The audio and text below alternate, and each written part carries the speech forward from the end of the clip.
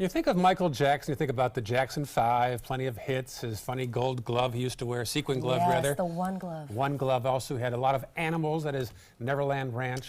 But there was one that was as famous, was more famous than anything else, and that was Bubbles the chimp. So imagine our surprise when we found Bubbles living out his retirement right here on the Sun Coast, a much calmer life outside the spotlight. He first burst onto the scene back in the 80s. Bubbles the chimp was the famous friend of pop star Michael Jackson, following him on tour around the world and living with him full-time at Jackson's Neverland Ranch. Oh, here's Bubbles. Hi. There you go. Can I have the seat?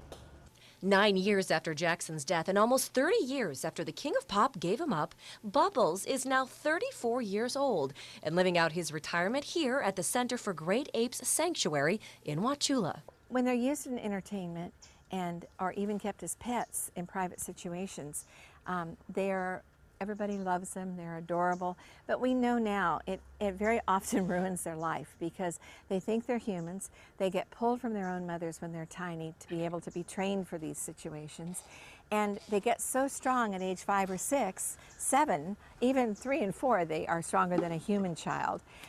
That they can't safely be worked around people in entertainment or be in someone's home as a pet. These days, instead of 5-star gourmet meals, it's chimp chow for Bubbles, along with a diet of fresh fruits and veggies. Instead of mingling with celebrities, he hangs with his chimp friends like Coda and Ripley. But he does still have one unique human hobby: painting.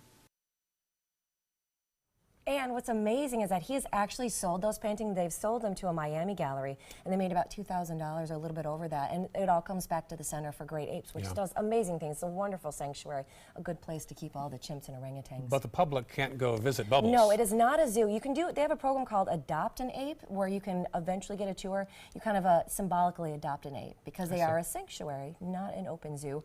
Something else that I thought was kind of interesting is I was going through all the video looking to put together this story.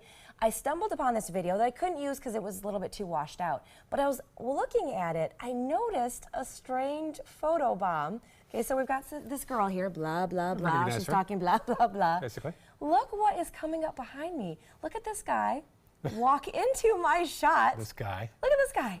He's like, and then he turns and he faces the camera. And he totally, look, he just wants, he's like, he's hanging out. And even as I walk away, you'll see here in a minute, he just hangs out. He's like right in my shot. Yeah, camera time. Yes, he was. He was laying down. I noticed before that he was just laying down in the thing before that. Yeah. It was amazing. But they are doing really great things at the Center for Great Apes. But all that way and Bubbles wouldn't talk to you. No, he didn't. He's not a fan of cameras, which is like a true story, but it makes so much sense considering his upbringing. Yeah, that's true. That's true.